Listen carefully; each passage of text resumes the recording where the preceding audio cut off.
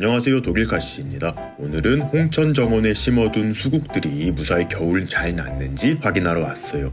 촬영일은 2024년 4월 20일 토요일입니다. 우리나라에서 겨울이 가장 추운 곳으로 손꼽히는 홍천이기에 상식적으로 수국이 꽃을 피우긴 어려운 곳이에요. 그런 홍천 정원에 수국을 심어 키우기 시작한 지 올해로 7년차가 되었어요. 어떤 해에는 꽃을 풍성하게 피울 때도 있고 어떤 해에는 꽃 인심이 굉장히 야박할 때도 있지만 올해는 여느 때와 다르게 대박의 조짐을 보이고 있습니다. 식재 후 지금까지 지상부의 가지가 살아남은 적은 단 한 번도 없었는데 이번에는 살아있는 가지들이 정말 많아요. 심지어 가지 중간중간에 새순들도 많이 터 올라왔습니다. 비닐을 쳐주거나 낙엽을 덮어주는 등 월동채비는 일절하지 않고 그냥 노지에 그대로 두었을 뿐인데 말이죠. 비록 가지 끝 새순까지 살아있진 않지만 이렇게 가지 중간부까지만 살아있더라도 꽃을 정말 많이 피워주거든요. 비록 월동채비를 해주진 않았지만 지난 겨울에는 특별히 해준 것이 하나 있습니다. 그 방법을 비롯해 추운 홍천에서도 수국꽃을 많이 피울 수 있는 방법 5가지를 알려드릴게요. 좋아요와 댓글은 영상 제작에 큰 힘이 되니까요. 한 번씩 눌러주시고 바로 시작하도록 하겠습니다. 참 가장 중요한 방법은 마지막에 넣어두었으니 끝까지 시청해주시면 감사하겠습니다. 첫 번째로 당년지 수국이어야 합니다. 제주도와 남부지방을 제외한다면 사실상 일반 원예용 수국의 경우 노지에서 꽃을 피워내기가 굉장히 힘들어요. 하지만 엔들레스 썸머, LA 드림 등의 당년지 수국은 겨울에 지상부의 꽃눈이 모두 얼어 죽더라도 땅 아래에서 올라오는 신년지에서 꽃을 피우기 때문에 추운 지방에서도 꽃을 볼 수 있어요. 다만 우리가 상상하는 만큼 풍성한 꽃을 보여주지는 않기 때문에 몇 송이 수국꽃만으로도 행복감을 느끼실 수 있다면 심어보시길 추천합니다. 두 번째는 수국이 오래 묵어야 한다는 점이에요. 아무리 당년지 수국이더라도 식재 1, 2년밖에 되지 않았다면 꽃을 잘 피우지 않아요. 제 경험상 최소 식재 3, 4년 차는 되어야 뿌리도 넓게 뻗고 세력도 좋아져서 만족할 만큼의 꽃을 피우는 것 같아요.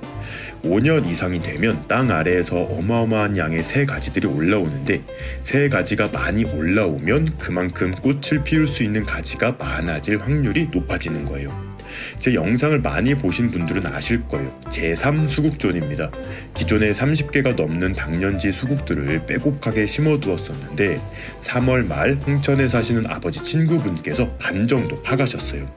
수국이 너무 밀집해 있는 경우 뿌리들이 충분히 자랄 공간이 적어지고 서로 양분 경쟁이 치열해져서 꽃을 못 피우는 경우가 있더라고요. 올해는 이 수국들이 여유롭게 뿌리를 내려줄 것 같은데 꽃도 많이 피워줬으면 좋겠어요. 세 번째 방법은 수국밭에 매년 원예용 상토를 보충해주는 거예요.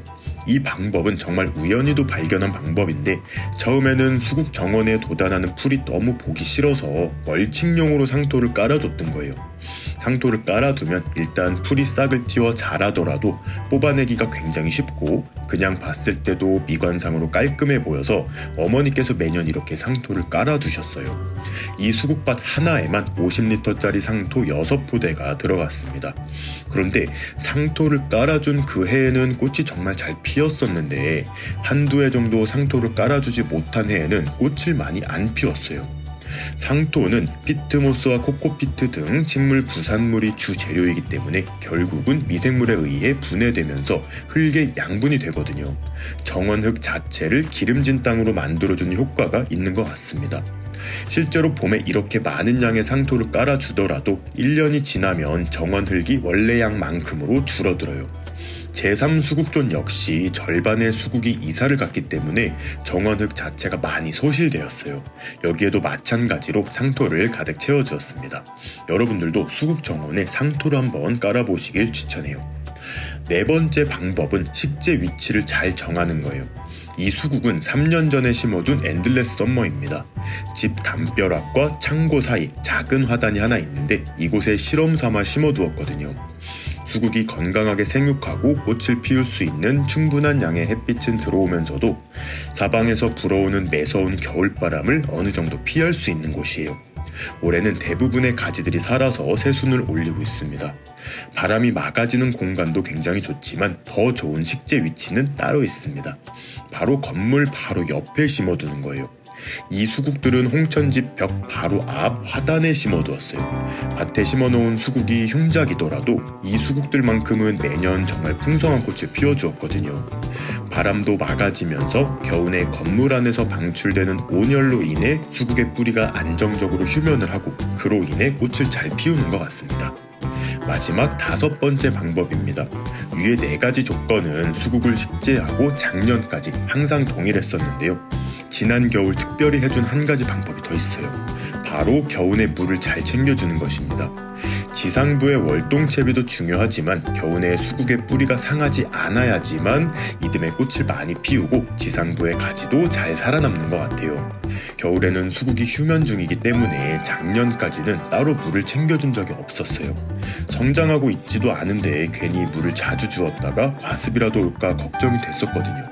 그런데 지난 겨울에는 과습이 오는 것을 감수하고서라도 물을 자주 주었어요. 그랬더니 가지들과 가지들의 새순들이 많이 살아남았습니다. 세력 자체도 엄청 좋아졌고요. 겨울철 땅에 물이 말라 건조해지면 흙 사이사이로 영하 30도의 찬 기운이 들어와 뿌리가 상하게 되는데 겨울에도 물을 주게 되면 수분을 머금은 땅 자체가 꽁꽁 얼어버립니다. 물의 어는 점은 0도라는 사실 다들 알고 계시죠? 차라리 물을 줘서 땅을 꽁꽁 얼려버리면 수국의 뿌리는 0도 살짝 아래에 머물게 되는 거예요. 오히려 얼음 보호막으로 인해 수국 뿌리가 건강하게 유지가 되는 거죠. 지난 겨울 물을 줘 땅을 꽁꽁 얼려두었더니 올해는 정말 수국 정원이 대박을 보여줄 것 같아요.